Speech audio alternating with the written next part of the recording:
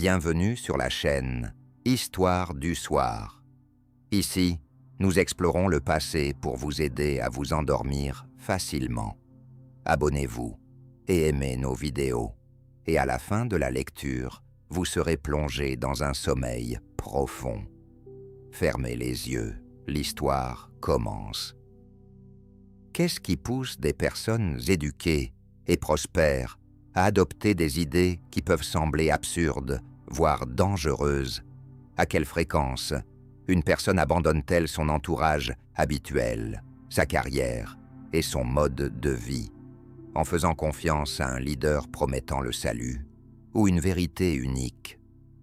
Derrière chaque histoire de ce type se cache le désir humain de comprendre le monde, de trouver un sens et d'appartenir à quelque chose de significatif. Ce désir est habilement exploité par les leaders des sectes les plus mystérieuses et controversées.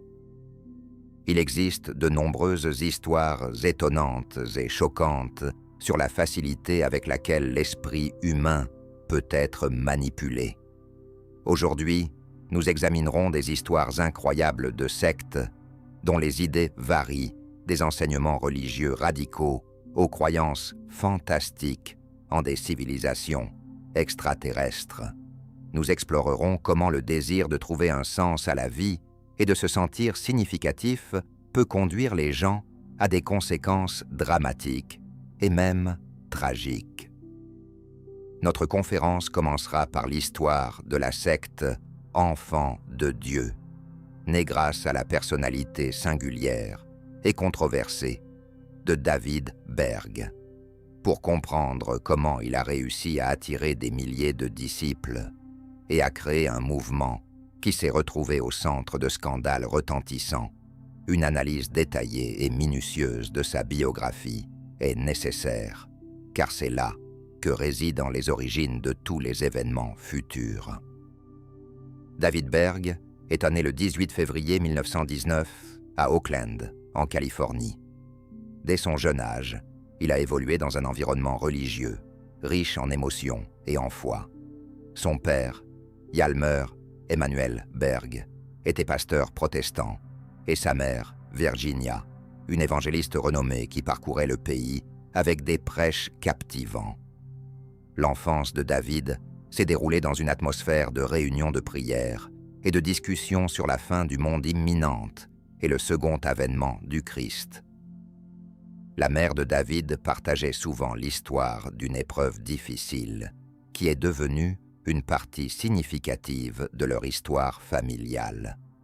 Elle a raconté qu'un peu après sa naissance, elle a été victime d'un grave accident de voiture, à la suite duquel elle a subi une grave blessure à la colonne vertébrale et une paralysie partielle. Les médecins n'avaient pas d'espoir de guérison, et Virginia a passé longtemps alitée. Pendant tout ce temps, elle et son mari priaient, et quelques mois après l'une de ces nuits de prière, Virginia a annoncé sa guérison miraculeuse.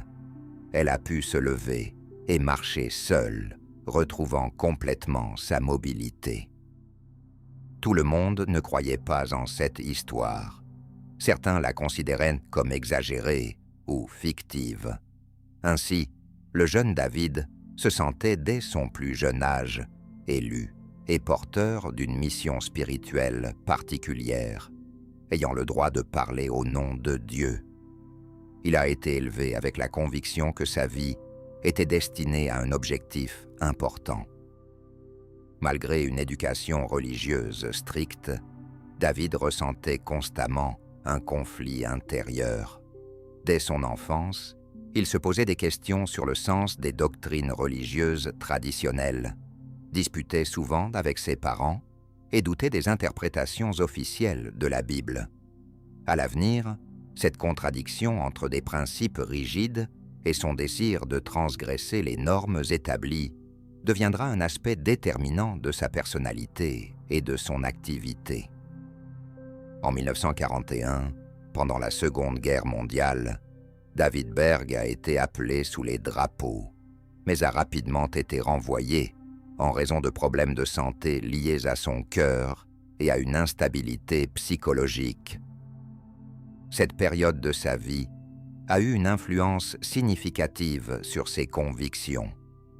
Bien que Berg n'aimât pas l'armée et ses règles strictes, c'est pendant son service qu'il a pleinement réalisé sa vocation de devenir un leader spirituel.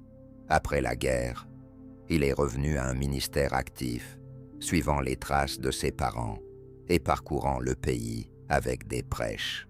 Cependant, jusqu'aux années 60, son activité religieuse est restée traditionnelle et s'inscrivait dans le cadre des normes évangéliques. Un tournant radical s'est produit dans les années 60, lorsque l'Amérique traversait une révolution culturelle. L'ère des hippies, les manifestations contre la guerre du Vietnam et le mécontentement général envers les institutions traditionnelles, y compris l'Église, ont créé un environnement idéal pour David. Il a décidé de s'adresser à la jeunesse désillusionnée et de leur proposer quelque chose de complètement nouveau. Une religion où l'amour, la liberté et la spiritualité se mêlaient sans les strictes limites de la morale traditionnelle. Berg croyait que la spiritualité devait libérer et orienter les désirs naturels de l'homme, y compris les désirs sexuels, plutôt que de les réprimer. Dans le contexte des changements rapides en Amérique dans les années 60, il a fondé une communauté appelée les Enfants de Dieu. Tout a commencé en 1968 à Huntington Beach, en Californie, où David Berg et un groupe de fidèles ont commencé à prêcher parmi la jeunesse désillusionnée. Ils errent sur les plages, dans les rues et dans les cafés, jouant de la guitare, chantant des chansons et racontant avec émotion leur vision d'un nouveau monde, libre de guerre, de violence et de normes sociales strictes. Berg a rapidement gagné en popularité, recevant le surnom de « Papa Moïse » ou simplement « Mo », en référence au prophète biblique qui a libéré son peuple de l'esclavage égyptien. Ses disciples le percevaient comme un prophète moderne, capable de les libérer de l'esclavage spirituel de la société et de leur montrer le chemin vers le véritable bonheur et le salut. Son image est devenue particulièrement attrayante et convaincante pour la jeunesse en quête de leadership et de clarté dans la vie. Rapidement, un petit groupe est passé à plusieurs centaines de personnes qui ont commencé à créer des communautés et des communes basées sur les principes de la propriété collective et de l'entraide. Ils vivaient dans des maisons et des appartements loués, renonçant à leurs biens personnels et à l'argent, donnant tout pour le bien commun. La vie dans les communes se caractérisait par la simplicité et l'ascétisme. Ils préparaient ensemble les repas, élevaient les enfants et passaient presque tout leur temps en communication et en prière. Tous les participants comptaient sur la direction spirituelle de Berg, percevant ses prêches comme une révélation divine. L'enseignement de Berg combinait des éléments chrétiens avec ses propres idées prophétiques sur la fin du monde. Il mettait souvent en garde contre l'Apocalypse, prédisant l'imminente arrivée de l'Antéchrist et l'effondrement de la civilisation moderne. Selon ses prophéties, le monde s'attend à un chaos et à des destructions, suivies d'Armageddon, la bataille finale entre le bien et le mal. Berg affirmait que l'humanité se tenait au seuil d'un cataclysme majeur, et seuls ses disciples, ayant rejeté l'ancien ordre et accepté la nouvelle vérité, pourraient traverser ces épreuves et créer une société idéale après Armageddon. Berg indiquait des délais précis pour l'arrivée de ces événements, instillant chez ses disciples un sentiment d'urgence et la nécessité d'une purification spirituelle immédiate et d'une unité.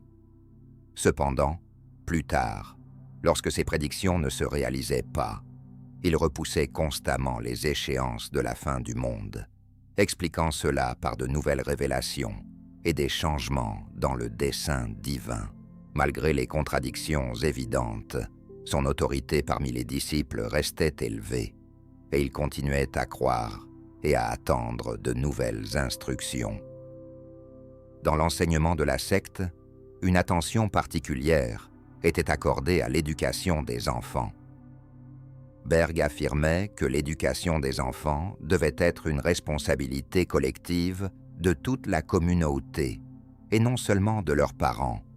Il croyait que les enfants représentaient l'avenir spirituel du mouvement, et par conséquent, leur éducation devait strictement correspondre à ces enseignements. L'enfant était entouré d'une atmosphère de propagande religieuse constante, de prières et d'études des textes écrits par Berg lui-même. On leur inculquait des idées sur l'hostilité et le danger du monde extérieur, ainsi que sur le fait que le véritable développement spirituel et le salut ne pouvaient être atteints qu'au sein de la communauté. Dans la communauté, il existait une pratique de discipline stricte. Les enfants étaient élevés dès leur plus jeune âge dans un esprit de soumission totale aux aînés et aux leaders. Des punitions sévères étaient appliquées en cas de violation des règles, y compris des châtiments physiques tels que des coups, ainsi que des pressions psychologiques et des humiliations publiques. L'obéissance et la fidélité à l'enseignement étaient perçues comme les plus grandes vertus, et les enfants apprenaient rapidement que même la moindre désobéissance pouvait entraîner de graves conséquences. Ce système éducatif visait à préparer une nouvelle génération entièrement dévouée à la communauté, capable de poursuivre la mission des enfants de Dieu. Une partie marquante et controversée de l'enseignement fut la vision de Berg sur la sexualité.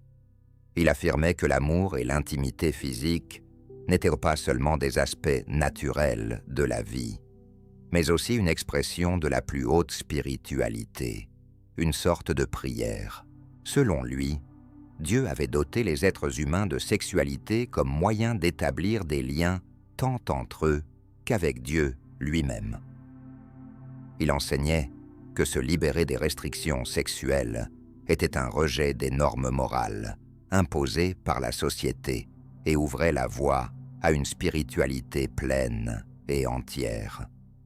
Dans les communes des enfants de Dieu, les relations intimes devenaient une partie intégrante de la pratique spirituelle collective, où les disciples entraient librement en relation les uns avec les autres, changeant souvent de partenaire, et percevaient cela comme une manifestation de leur amour pour Dieu. Berg soutenait activement de tels liens, affirmant qu'ils contribuaient à surmonter l'égoïsme et la jalousie, favorisant ainsi l'unité spirituelle et l'harmonie au sein de la communauté. À un certain stade de l'évolution de la communauté, Berg commença à promouvoir activement parmi ses disciples une méthode inhabituelle pour attirer de nouveaux membres qu'il appela « flirty fishing ». Ce terme, proposé par le leader, se traduisait par « pêche avec flirt » et désignait le recrutement de nouvelles personnes par le biais de la séduction sexuelle. Dans ses lettres, Moïse Berg expliquait en détail cette technique et donnait des recommandations concrètes aux femmes de la communauté sur la manière de se comporter avec des membres potentiels. Selon lui, à travers le contact intime, les femmes pouvaient transmettre aux hommes l'amour divin et ainsi favoriser le réveil spirituel et la formation d'une foi véritable. On expliquait aux femmes qu'elles accomplissaient une mission spirituelle spéciale en servant Dieu et en aidant les âmes égarées à trouver le chemin du salut. Cela était perçu non seulement comme un comportement acceptable, mais aussi comme une haute forme de sacrifice spirituel et d'expression de l'amour véritable envers autrui. Aux participantes du flirty fishing, il était conseillé de fréquenter des hôtels, des bars, des clubs et des restaurants où elles pouvaient rencontrer des hommes riches et influents. Après une intimité physique, on les invitait à rejoindre le mouvement et à faire des dons financiers. Berg non seulement encourageait cette activité, mais fournissait également des instructions explicites et détaillées sur les gestes et les phrases à utiliser pour une séduction efficace. Il recommandait aux femmes de s'habiller de manière attrayante et sexy, de faire preuve de bienveillance et d'attention envers leur interlocuteur, de se comporter de manière décontractée, tout en soulignant leur intérêt et leur chaleur spirituelle. On leur conseillait d'utiliser un ton doux, un regard tendre et des touches délicates. Si un candidat potentiel exprimait des doutes, la femme devait le convaincre que leur rencontre n'était pas un hasard, mais une manifestation de l'amour divin destiné uniquement à lui. Berg enseignait également qu'une femme devait prendre l'initiative et ne pas hésiter à proposer l'intimité, affirmant que cela aidait son interlocuteur à s'ouvrir spirituellement. Cependant, tous les disciples n'étaient pas d'accord avec cette pratique. Des anciens participants ont partagé que de nombreuses femmes ressentaient un inconfort intérieur et de fortes souffrances émotionnelles durant le processus de flirty fishing. Parmi ces témoignages, l'histoire de Miriam Williams est intéressante. Elle a quitté la communauté et écrit un livre sur son expérience. Elle a souligné qu'elle et d'autres filles avaient parfois du mal sur le plan psychologique à surmonter leurs principes moraux et leurs limites personnelles, malgré les pressions et les insistances des leaders. Dans ses lettres, Moïse Berg relatait le cas d'une femme qui avait ouvertement refusé de participer au flirty fishing, après quoi elle avait été publiquement humiliée lors des réunions. On l'accusait d'égoïsme et de manque de foi. On la privait de nourriture et de sommeil, et on l'isolait des autres membres de la communauté. Sous pression, elle finit par accepter de se conformer aux directives de la direction. Selon les estimations de la communauté elle-même, au fil des ans, les femmes des enfants de Dieu avaient eu des relations intimes avec plus de 200 000 personnes à travers le monde, ce qui avait entraîné de graves conséquences, y compris la propagation de maladies sexuellement transmissibles, parmi lesquelles la question du VIH et du sida était particulièrement préoccupante. Depuis le début des années 80, lorsqu'il est devenu évident que le sida représentait une menace mortelle, la direction de la communauté a été confrontée à un problème sérieux. Après les premiers cas d'infection, Berg a été contraint en 1987 de suspendre officiellement le flirty fishing, invoquant de nouvelles révélations de Dieu. Cependant, à ce moment-là, les dommages causés étaient déjà considérables. Cette pratique avait suscité un large écho dans la société, de nombreux litiges, ainsi que de graves traumatismes psychologiques et physiques parmi les disciples. Néanmoins, avant l'imposition de l'interdiction, les participants au mouvement continuaient à se considérer comme des porteurs d'une grande mission spirituelle, sans réaliser les conséquences de leur foi aveugle dans l'enseignement de David Berg. Avec le temps, ce qui avait commencé comme une expérience spirituelle et un désir de créer un nouveau monde a conduit à de lourdes conséquences et à de graves accusations. Les pratiques et les méthodes scandaleuses de Berg ont attiré l'attention du public et des forces de l'ordre dans divers pays.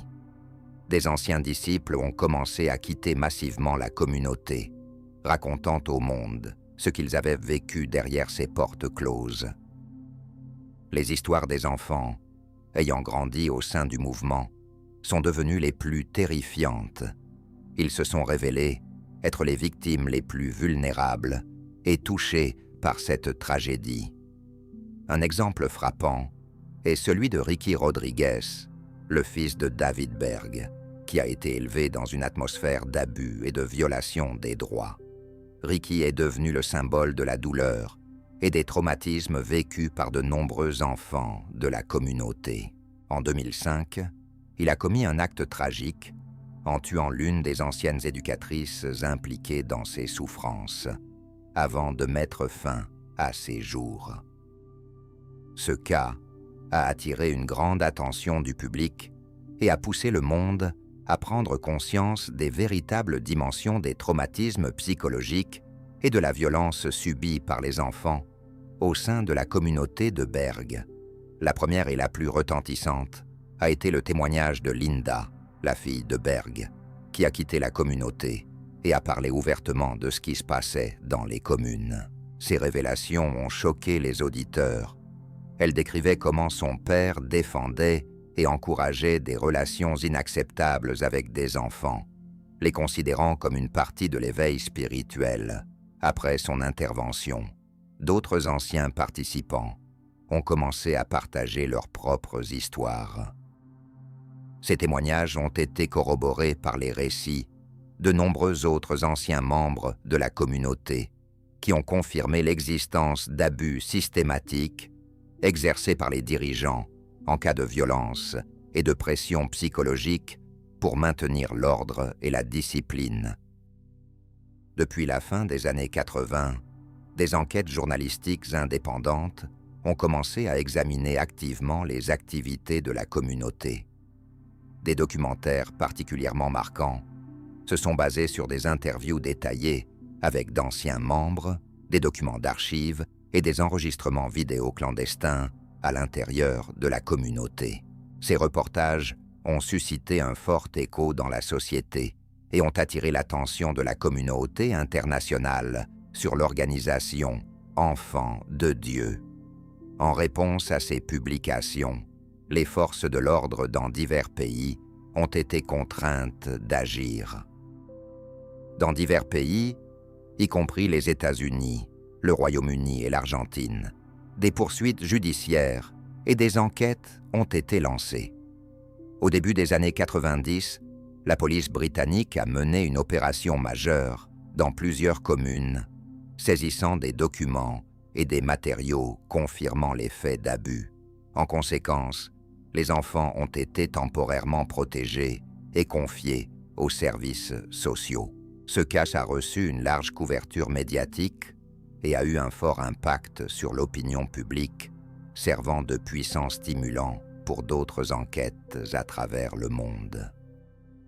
En 1993, une opération majeure a été menée en Argentine contre les communes des Enfants de Dieu, au cours de laquelle des dizaines de membres du mouvement ont été arrêtés et les dirigeants ont été soumis à de sérieux interrogatoires. Bien que de nombreuses accusations aient par la suite été abandonnées, en raison du manque de preuves, ces événements ont révélé l'ampleur réelle des problèmes au sein de la communauté et ont de nouveau attiré l'attention de la société sur les activités de Berg et de ses disciples. Cependant, la justice n'a jamais rattrapé David Berg lui-même. Le fondateur du mouvement est décédé en 1994 sans avoir à rendre compte de ses actes. Peu de gens savent que l'acteur célèbre Joaquin Phoenix, lauréat d'un Oscar et star du film Joker, a passé son enfance dans la communauté tristement célèbre des Enfants de Dieu. Sa famille, alors connue sous le nom de Bottom, a rejoint le mouvement au début des années 70, espérant une nouvelle vie, une liberté spirituelle et des idéaux d'amour universels. Les parents de Joaquin, John et Orlin, étaient des représentants typiques de leur époque, à la recherche d'une alternative au mode de vie traditionnel. Fatigués de la société de consommation et rêvant d'harmonie, parmi des personnes partageant les mêmes idées, ils ont cru aux promesses de Berg concernant la création d'un monde idéal, exempt de violence et de haine. Peu après leur adhésion, la famille a rapidement gravi les échelons de la hiérarchie, devenant des leaders notables de la secte. Ils ont déménagé dans l'une des communes en Amérique du Sud et ont ensuite voyagé à travers les différentes filiales du mouvement dans le monde entier. Cependant, avec le temps, les parents ont commencé à remarquer des signes inquiétants que les promesses du leader différaient fortement de la réalité.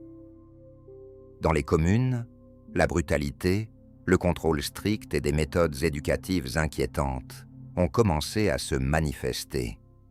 La goutte d'eau qui a poussé John et Orlin à partir a été une lettre de David Berg lui-même, dans laquelle le leader de la communauté exhortait ouvertement les membres de la famille, y compris les enfants, à participer à des pratiques douteuses. Qualifiant cela d'éveil spirituel et prenant conscience du danger sérieux pour leurs enfants, John et Orlin ont pris la décision définitive de quitter la communauté. En 1978, lorsque Joaquin n'avait que 4 ans, la famille a fui le mouvement et a changé de nom de famille pour Phoenix, symbolisant leur renaissance et le début d'une nouvelle vie après des épreuves difficiles. Joaquin a rarement divulgué des détails sur son enfance dans la communauté et en a pratiquement pas parlé lors d'interviews. En revanche, son frère aîné, le regretté River Phoenix, partageait des histoires sur la façon dont leurs parents ont pris conscience du danger de la secte et ont pris des mesures décisives pour sortir la famille de l'influence de Berg. Aujourd'hui, le groupe Enfants de Dieu, désormais appelé Famille, poursuit ses activités, mais dans un format complètement modifié.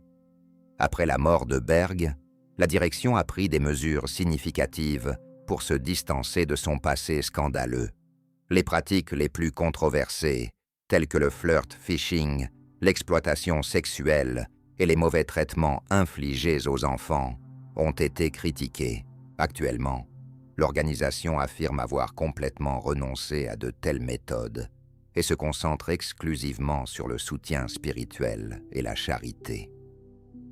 Malgré les efforts de l'organisation pour changer son image et restaurer sa réputation, son passé continue de hanter le mouvement. Les souvenirs des anciens membres et les témoignages des victimes suscitent la méfiance et attirent l'attention du public. Même des décennies après leur sortie de la communauté, beaucoup continuent de souffrir de traumatismes psychologiques et physiques subis au sein de la secte. Cela soulève donc la question: pourquoi quitter la communauté a-t-il été si difficile? La réponse réside dans l'impact psychologique profond et les manipulations exercées par la direction. Les personnes qui ont suivi le mouvement, en particulier celles qui y sont entrées jeunes ou qui sont nées au sein de la communauté, devenaient souvent complètement dépendantes de celle-ci. Les dirigeants de la secte instillaient la peur du monde extérieur, convainquant leurs membres que, en dehors de la communauté, ils n'attendaient que la perte spirituelle et une solitude totale. Élevés dans de telles conditions, ces individus ne connaissaient pas d'autres modes de vie et n'avaient aucun soutien en dehors des murs de la communauté. Souvent, ils ne savaient pas comment survivre dans la société ordinaire. La situation était aggravée par une pression psychologique intense et un système de contrôle collectif. Les membres de la communauté étaient sous surveillance constante et ne pouvaient exprimer doutes ou mécontentements.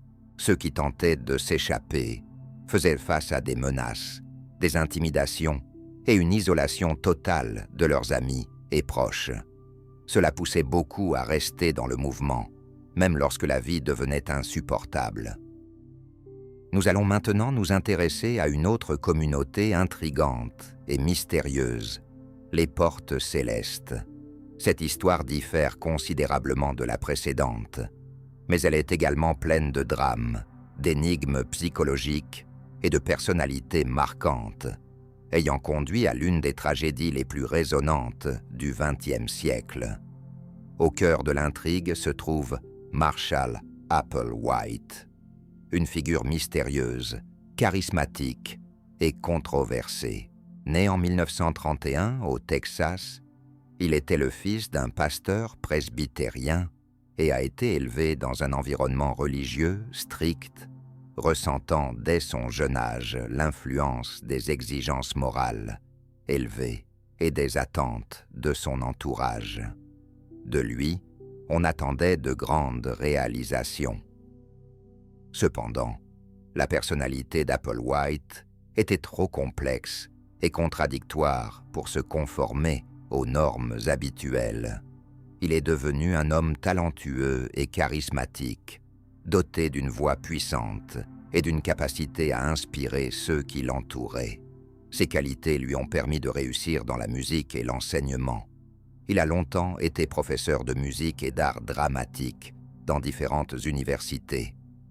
Ses étudiants et collègues soulignaient son éclat, ses compétences oratoires exceptionnelles et sa capacité à motiver les autres. Cependant, derrière cette assurance extérieure se cachait une profonde lutte intérieure liée à ses convictions religieuses et à son orientation sexuelle dissimulée qui était en contradiction avec les valeurs conservatrices dans lesquelles il avait grandi. La situation s'est aggravée au début des années 70, lorsqu'Applewhite a été confronté à une série de crises personnelles graves. La mort de son père a été un traumatisme psychologique majeur pour lui, le plongeant dans un profond état de dépression. Cependant, ces conflits intérieurs, provoqués par son orientation sexuelle et les contradictions avec ses croyances religieuses inculquées depuis l'enfance, ont eu un impact encore plus important. En fin de compte, cela a conduit à son licenciement de l'université après que ses tentatives d'établir une relation avec l'un de ses étudiants ont été révélées. Cette situation a définitivement ébranlé sa confiance et l'a amené à réfléchir à sa vie confronté à l'incompréhension et au jugement de la société.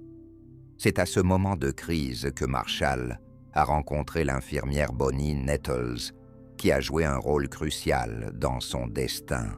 Elle est devenue non seulement une amie proche et un soutien émotionnel pour Applewhite, mais a également eu une influence significative sur la création de leur enseignement mystique et religieux commun, partageant avec lui un profond intérêt pour l'astrologie, la théologie et les courants religieux alternatifs.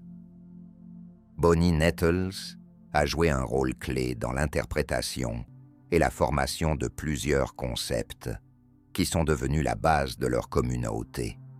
Ensemble, ils ont commencé à prêcher activement des idées de transformation spirituelle et d'ascension vers un niveau d'existence supérieur, attirant leurs premiers adeptes par leurs perspectives inhabituelles et leur charisme. Applewhite croyait sincèrement en sa mission, mais sa personnalité était profondément blessée et pleine de conflits intérieurs. La peur du rejet par la société et de sa véritable nature s'est transformée en paranoïa et en obsession maladive du contrôle sur lui-même et sur ses disciples, posant ainsi les bases de la tragédie future. Dans les premières années de l'existence de la communauté, Applewhite et Nettles se sont concentrés sur des idées de croissance spirituelle, de renoncement aux désirs matériels et de purification de l'âme. Ils prônaient la conviction que l'individu pouvait radicalement transformer sa conscience et atteindre un niveau d'existence supérieur en se libérant complètement des attachements terrestres et des liens émotionnels qu'ils considéraient comme des entraves au développement spirituel. Avec le temps, l'enseignement est devenu de plus en plus éclectique et original. Des éléments de diverses traditions spirituelles et culturelles ont commencé à y être intégrés de manière plus active. Par exemple, l'idée des anciens gnostiques selon laquelle le monde matériel est imparfait et constitue un piège dont l'âme doit s'échapper a été adoptée comme fondement. Des concepts de réincarnation ont été empruntés aux courants religieux orientaux expliquant que la vie actuelle n'est qu'une étape dans une chaîne infinie de renaissance, et que la libération est possible par l'atteinte d'une conscience supérieure et le renoncement au corps physique. Applewhite s'est également inspiré des idées du New Age, en particulier de la croyance en l'évolution spirituelle de l'humanité et du concept de conscience cosmique. Il pensait que la Terre et l'humanité approchaient d'une nouvelle époque, où les âmes pourraient passer à un niveau d'existence supérieur. De plus, il était impressionné par la popularité des représentations de science-fiction concernant les contacts avec des civilisations extraterrestres et l'origine extraterrestre de la vie sur Terre, ce qui s'est également reflété dans son enseignement. Ils ont ensuite déclaré qu'ils étaient les messagers d'une civilisation extraterrestre qu'ils appelaient le niveau supérieur. Selon leur enseignement, ces êtres hautement évolués s'étaient depuis longtemps libérés de leur corps physique et existaient en tant que conscience pure.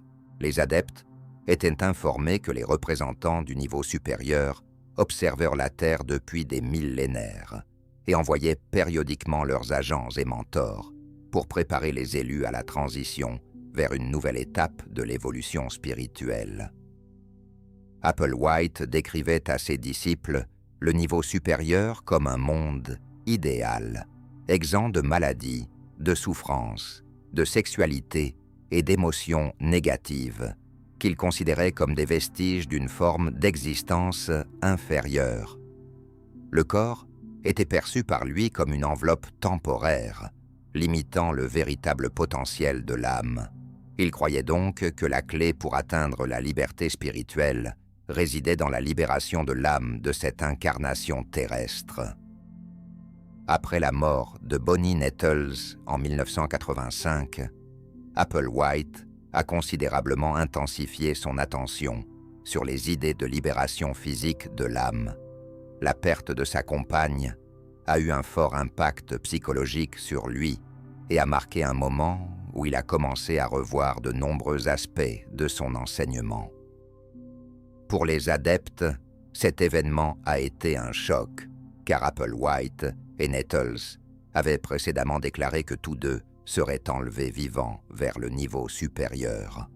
Il a maintenant dû reconsidérer la mort de sa compagne, en annonçant qu'elle avait quitté son corps physique et avait réussi à passer au niveau supérieur, où elle attendait et se préparait à retrouver les autres. Cet événement l'a poussé à revoir radicalement sa doctrine, en mettant l'accent sur le fait que le corps physique n'est qu'une enveloppe temporaire dont l'âme doit se libérer pour effectuer une transition complète vers un niveau d'existence supérieur. Après cela, l'enseignement a pris un caractère plus radical et définitif, et l'exigence de quitter le monde terrestre est devenue beaucoup plus pressante. Au milieu des années 90, dans le contexte d'une attention soutenue portée à la comète Hale-Bopp, Applewhite a lié son enseignement à cet événement. Le choix de cette comète n'était pas fortuit. Hale-Bopp est devenu l'un des phénomènes astronomiques les plus marquants de la fin du XXe siècle, bénéficiant d'une large couverture médiatique et suscitant un grand intérêt public.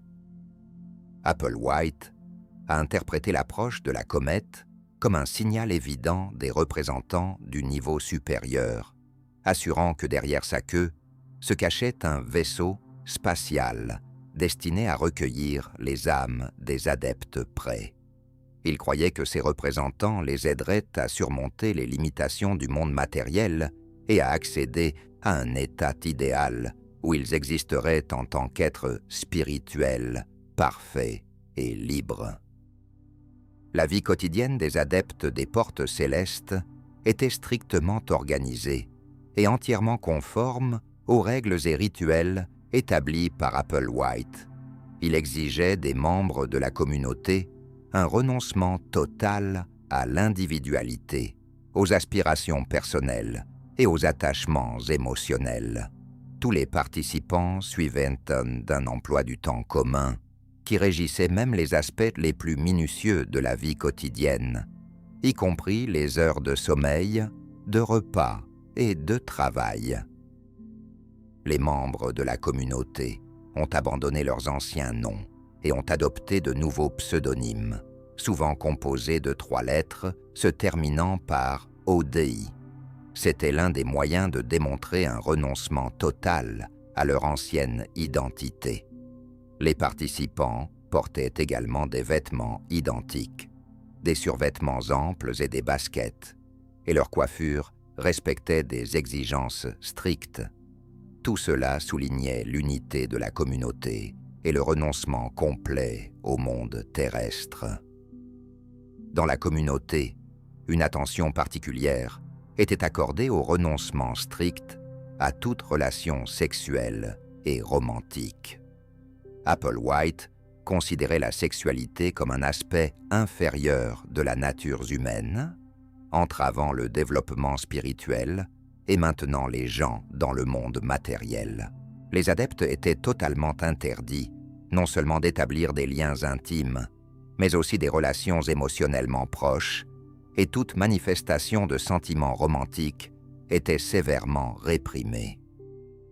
Certains membres de la secte, y compris Applewhite, ont commencé à se soumettre à une castration volontaire, percevant cela comme un moyen de se débarrasser des tentations terrestres.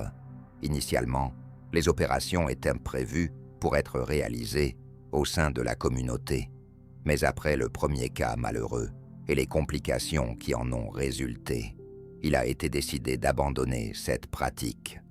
Par la suite, les procédures étaient effectuées exclusivement dans des établissements médicaux. En plus du renoncement aux relations sexuelles, les membres de la communauté devaient se départir de tous leurs biens personnels et de leurs possessions. Toutes les ressources étaient gérées de manière centralisée et utilisées en commun. Les interactions avec le monde extérieur étaient considérablement limitées, et aux proches, il était dit qu'il était nécessaire de se concentrer entièrement sur la pratique spirituelle et de renoncer au contact extérieur.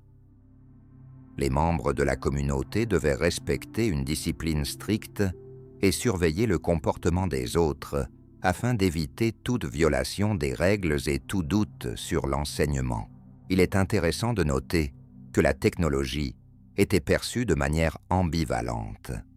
D'une part, il était interdit à tous de regarder la télévision, d'écouter la radio et de lire les médias traditionnels, ce qui facilitait l'isolement par rapport à l'influence du monde extérieur et à l'information susceptible de susciter des questions.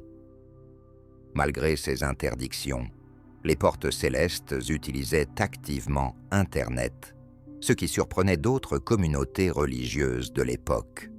Ils avaient leur propre site web qui servait d'outil pour attirer de nouveaux adeptes et diffuser leurs enseignements, où ils publiaient leurs idées et leurs matériaux.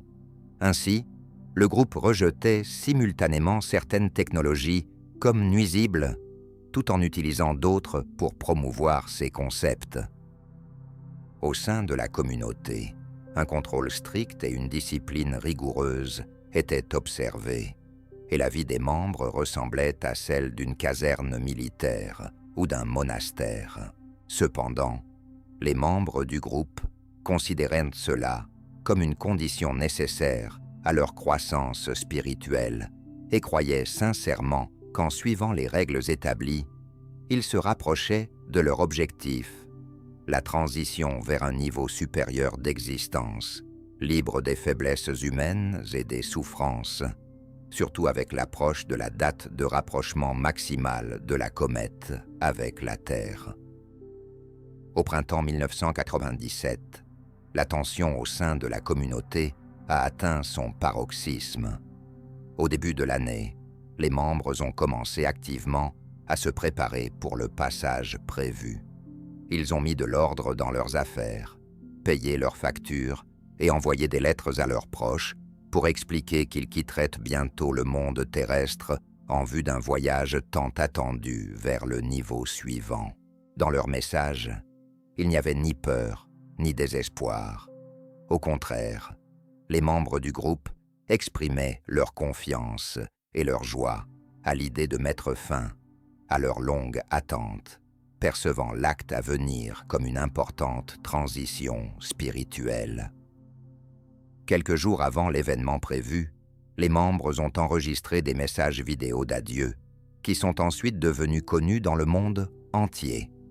Dans ces vidéos, ils sont heureux, plaisantes et semblent calmes, confiants dans leur choix. Ils partagèrent leur attente de rencontrer les représentants du niveau suivant et exprimaient leur fierté d'avoir été choisis pour participer à cet événement important. À la fin mars 1997, dans un manoir loué en Californie, les membres de la communauté ont commencé à mettre en œuvre leur départ collectif de la vie, prévu à l'avance. Le processus était divisé en 3 étapes et se déroulait sur plusieurs jours. Chaque participant prenait un mélange de phénobarbital et d'alcool, puis enfilait un sac en plastique sur la tête pour passer tranquillement au niveau suivant. Les membres du groupe s'entraidaient, veillant à ce que les corps soient soigneusement disposés, vêtus de vêtements identiques et recouverts de couvertures violettes. Chaque participant avait avec lui un petit sac contenant des documents personnels et une certaine somme d'argent qui servèrent de symbole pour leur voyage. Au final, 39 personnes, y compris Epouleït, ont quitté ce monde, convaincus qu'elles se dirigeaient vers un avenir lumineux et meilleur. À ceux qui n'ont pas été témoins de cet événement, des lettres et des enregistrements vidéo ont été envoyés avec des instructions sur la manière d'informer le public de ce qui s'était passé. Lorsque les nouvelles de l'événement se sont répandues dans le monde, la réaction du public a été choquante et généralisée. Les médias ont envahi l'espace d'information avec des reportages, des articles et des discussions sur le sujet. Pour beaucoup, ce qui s'était passé était incompréhensible, provoquant un profond choc et un étonnement. Des psychologues, des spécialistes des religions et des sociologues du monde entier ont discuté des causes et des prémices de la tragédie, cherchant à comprendre comment des personnes éduquées et apparemment rationnelles pouvaient croire si profondément en des idées aussi incroyables et radicales.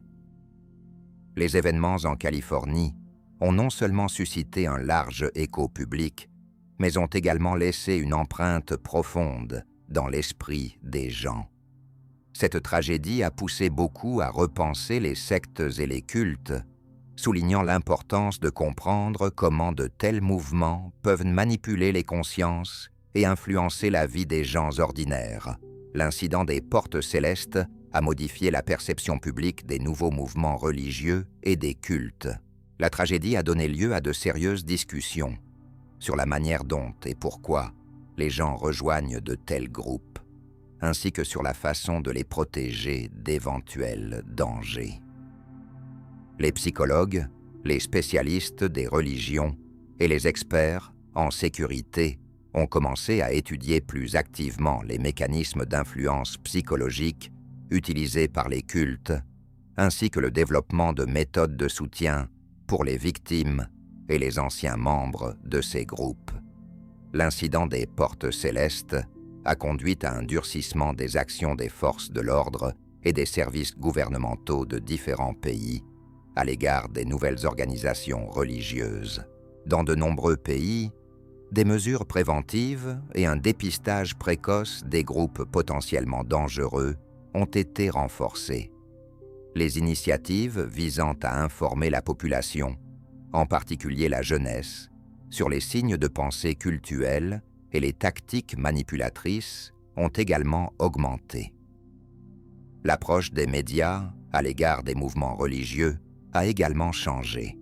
Les journalistes ont commencé à traiter les publications sur les cultes avec plus de responsabilité, évitant le sensationnalisme et fournissant des explications détaillées sur les dangers de telles organisations, la sensibilisation du public aux moyens de protection psychologique contre l'implication dans des groupes utilisant des méthodes de contrôle total et de répression a considérablement augmenté. De plus, après la tragédie, le nombre de groupes de soutien et d'organisations aidant les victimes des activités des cultes et leurs proches a augmenté. Les personnes ayant vécu des expériences similaires ont eu la possibilité de se rassembler, de partager leur vécu et de recevoir une aide professionnelle. Nous allons maintenant nous pencher sur l'histoire de l'une des sectes les plus tristement célèbres du XXe siècle, le Temple des Peuples, dirigé par l'incroyablement charismatique Jim Jones. Pour mieux comprendre cette histoire, examinons la vie de Jones et sa transformation d'un prédicateur idéaliste et d'un défenseur de la justice sociale en une personnalité obsédée par le désir d'un pouvoir et d'un contrôle absolu. James Warren Jones, né en 1931 dans la petite ville de Crete, dans l'État de l'Indiana, a grandi dans une famille modeste et pauvre. Dès son jeune âge, il a été confronté aux dures conditions de la pauvreté et à l'injustice sociale, ce qui a profondément influencé son caractère et sa vision du monde. Jones manifestait un vif intérêt pour la religion, l'égalité et la justice sociale, lisant avec passion sur les grands leaders spirituels et sociaux du passé et rêvant de la manière dont il pourrait changer le monde pour le mieux. À l'adolescence, Jim participait activement au service religieux, prenant la parole lors de rassemblements religieux et gagnant rapidement la loyauté de son entourage grâce à son charisme et à son talent d'orateur. Sa capacité à convaincre et à inspirer les gens se manifestait dans des discours vifs et émotionnels. Parallèlement, son désir sincère de changer la société était toujours présent dans son intérêt pour la religion. Jones était convaincu que la véritable Église devait lutter pour l'égalité de tous les êtres humains, en s'opposant à la discrimination raciale et à l'inégalité sociale.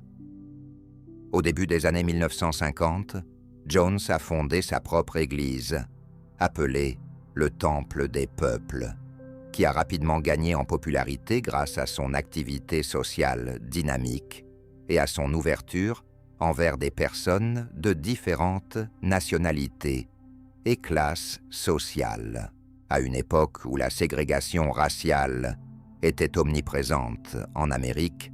L'église de Jones devenait un espace unique où des représentants de différentes races pouvaient se rencontrer en toute tranquillité, se soutenir mutuellement et lutter pour la justice et l'égalité.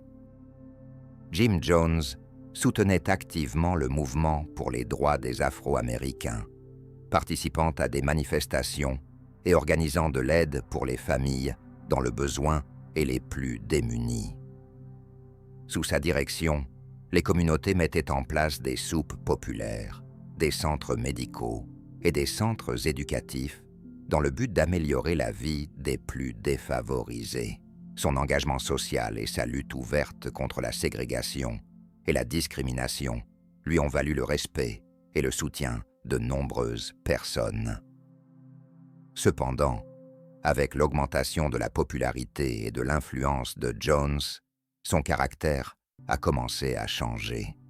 Son désir d'améliorer la société s'est transformé en une soif de contrôle absolu sur ses disciples. Avec le temps, l'idéalisme initial et le désir de justice ont cédé la place à l'autoritarisme et à un style de gestion rigide, ce qui a eu un impact notable sur les relations au sein de l'organisation.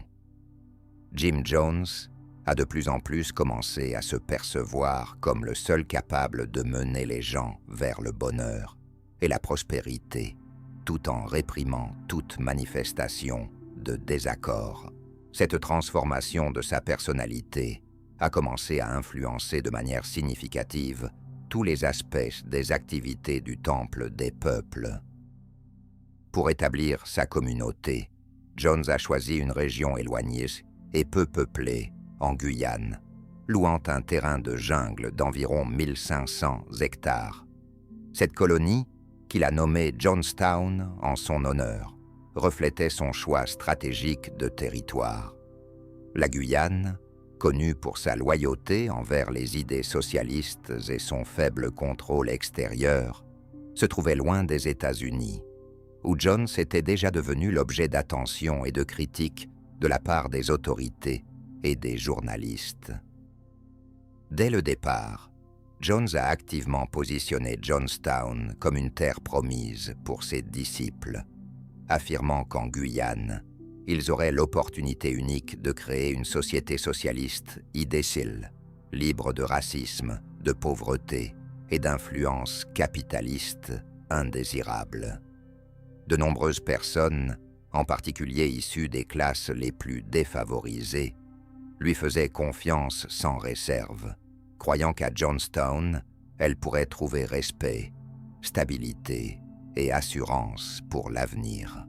En fin de compte, entre 1974 et 1978, plus de 900 personnes ont déménagé à Johnstown, y compris des familles avec enfants, des jeunes, des personnes âgées et des représentants de diverses professions, médecins, enseignants et spécialistes agricoles.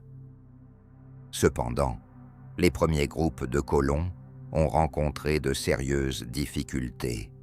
Les jungles denses compliquaient la vie et la construction, et les membres de la communauté devaient défricher manuellement le terrain et ériger des maisons, des entrepôts, des centres médicaux et d'autres infrastructures nécessaires. Malgré le travail physique ardu, de nombreux disciples ont conservé leur enthousiasme, considérant ces épreuves comme le prix à payer pour une future liberté et un bonheur. Il est intéressant de noter comment Jones a réussi à convaincre les autorités guyanaises de soutenir son projet. Il a activement utilisé la propagande, présentant Johnstown comme un exemple de colonie agricole réussie, capable de contribuer au développement économique de cette région éloignée. Le gouvernement de la Guyane, intéressé par l'exploitation de territoires peu utilisés, a volontiers accordé à Jones la liberté nécessaire et a minimisé son intervention dans la vie de la communauté. Les rumeurs sur cette colonie prospèrent et les personnes y vivant heureusement se sont rapidement répandues parmi les membres du Temple des peuples en Amérique, incitant de plus en plus de gens à suivre Jones en Guyane. Jones contrôlait soigneusement les informations provenant de l'extérieur, cherchant à créer chez les potentiels disciples l'image de Johnstown comme un paradis prospère, où les rêves d'égalité et de justice sociale se réalisaient. Cependant, la vie réelle à Johnstown était radicalement différente de l'image idéalisée qu'il avait peinte avant le déménagement en Guyane. Ne répondant pas aux attentes, les gens se sont retrouvés confrontés à des conditions difficiles, où chaque jour était strictement planifié et soumis à des règles rigoureuses. Les habitants de Johnstown commençaient leur journée à l'aube et travaillaient jusqu'à tard le soir, s'occupant de travaux physiquement exigeants. Ils accomplissaient de nombreuses tâches, cultiver les champs, construire des maisons et des infrastructures publiques, s'occuper des animaux et préparer des repas pour toute la communauté. Malgré leurs efforts constants, ils faisaient souvent face à une grave pénurie de nourriture et de fournitures essentielles. Les gens vivaient dans des baraquements surpeuplés, dépourvus de commodités élémentaires et avec des soins médicaux limités, ce qui entraînait des maladies constantes et de la fatigue. Au centre de la vie communautaire se trouvait l'idéologie de Jones, qui combinait un socialisme radical avec le christianisme. qualifiant son enseignement de socialisme apostolique. Il affirmait dans ses discours que le capitalisme était inévitablement condamné et que le salut n'était possible que par le renoncement à la propriété personnelle, une égalité stricte et un travail collectif. Jones déclarait également que Dieu n'existait pas dans le sens traditionnel, mais sous la forme du peuple en tant que communauté unie, insinuant sa position particulière. Les doutes concernant ces décisions étaient perçus comme une menace pour les fondements de la société. La caractéristique principale de Jonestown était une hiérarchie autoritaire, sévère, centrée sur la personnalité de Jim Jones. Tout le pouvoir était exclusivement entre ses mains et celle d'un cercle restreint de collaborateurs de confiance. Toute désobéissance, même la plus légère manifestation de dissidence, était punie sévèrement. Jones soulignait constamment son unicité en tant que garant de la sécurité et de la prospérité de la communauté, et tout doute concernant ses actions était considéré comme une trahison. Pour maintenir son autorité absolue et son contrôle, Jones utilisait une variété de méthodes de pression psychologique et physique. L'un des moyens les plus courants était l'humiliation publique et la critique. Les personnes soupçonnées de désobéissance ou de mécontentement étaient ostracisées devant toute la communauté. De telles assemblées pouvaient durer des heures, durant lesquelles les contrevenants étaient contraints de reconnaître leur culpabilité, de se repentir et de demander pardon à Jones et à la communauté. De plus, à Jonestown, un système de délation et de surveillance constante était en place, ce qui poussait les habitants à craindre d'exprimer leurs pensées, même à leurs proches, car pratiquement chacun pouvait être un informateur. Cela créait une atmosphère de méfiance et de peur constante. Les punitions physiques faisaient partie intégrante de la vie à Jonestown. Pour même des infractions mineures, les contrevenants étaient maints soumis à des exercices physiques épuisants, sous un soleil brûlant, privés de nourriture et de sommeil, et parfois enfermés dans de petites cellules d'isolement pendant plusieurs jours. Ces mesures concernaient tout le monde, sans exception, y compris les personnes âgées et les enfants, ce qui témoignait de la cruauté du régime de Jones. En plus des punitions physiques, il utilisait diverses méthodes psychologiques. Il menait régulièrement des interrogatoires qui étaient parfois associés à de l'hypnose ou à l'instillation d'un sentiment de culpabilité et de honte. Jones manipulait habilement l'information, contrôlant les communications de la communauté avec le monde extérieur et interdisant l'accès à des sources d'informations alternatives, tout en répandant des rumeurs pour maintenir une atmosphère de peur et de tension. L'un des outils clés de contrôle étaient les médicaments.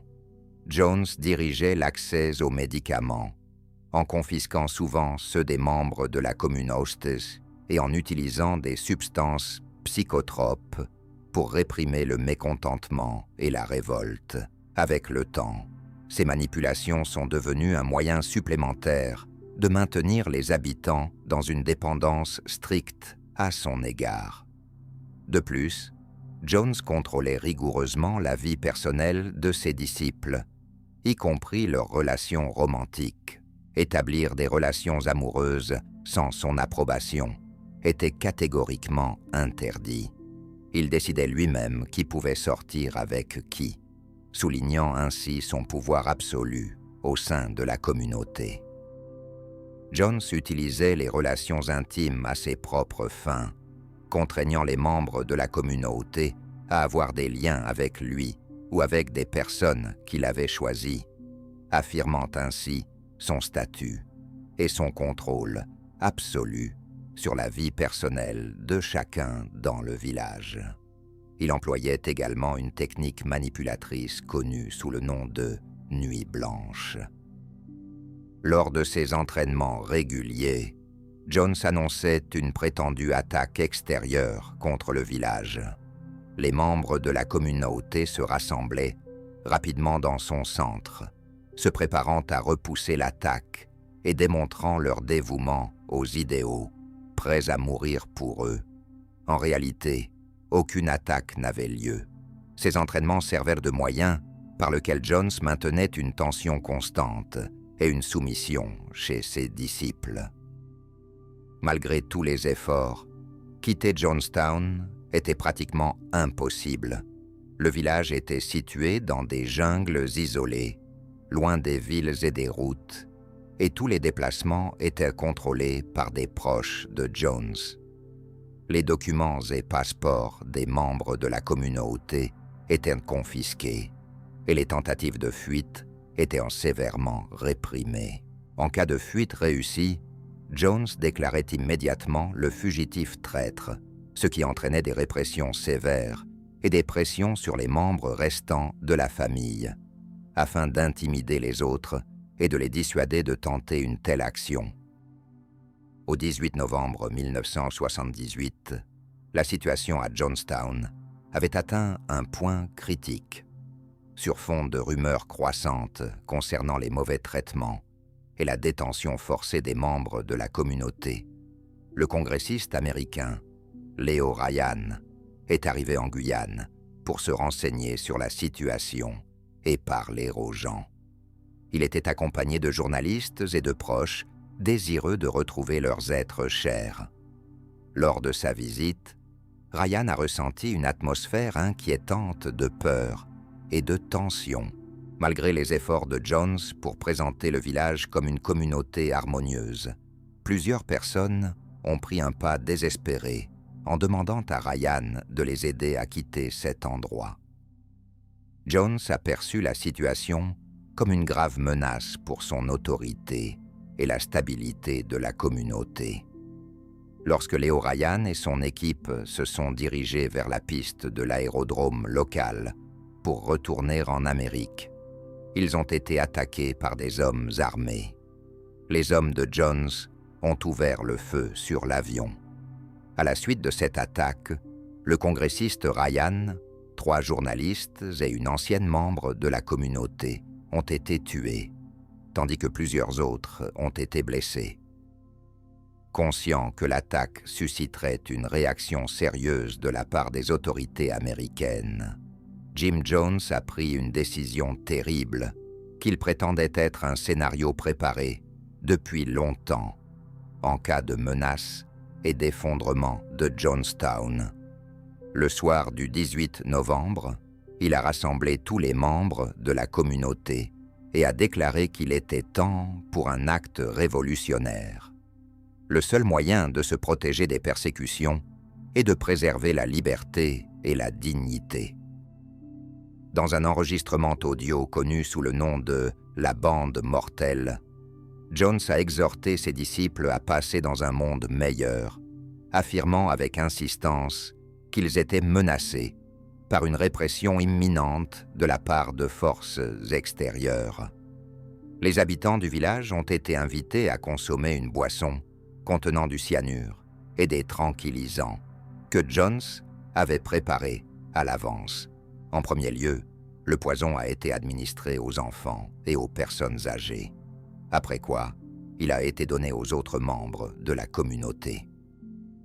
Dans l'enregistrement audio, on entend les appels de Jones et de ses assistants, exhortant les gens à ne pas avoir peur et à ne pas résister, mêlés aux cris et aux gémissements de ceux qui avaient déjà ressenti les effets du poison. Certains membres, essayant de refuser la boisson, étaient contraints de l'accepter par la force, tandis que d'autres étaient abattus par les gardes de Jones. Jim Jones lui-même n'a pas ingéré le poison. Il est mort d'une balle dans la tête, bien que les circonstances de sa mort demeurent floues. Il existe différentes versions. Selon l'une, il se serait suicidé. Selon l'autre, il aurait été tué par l'un de ses assistants.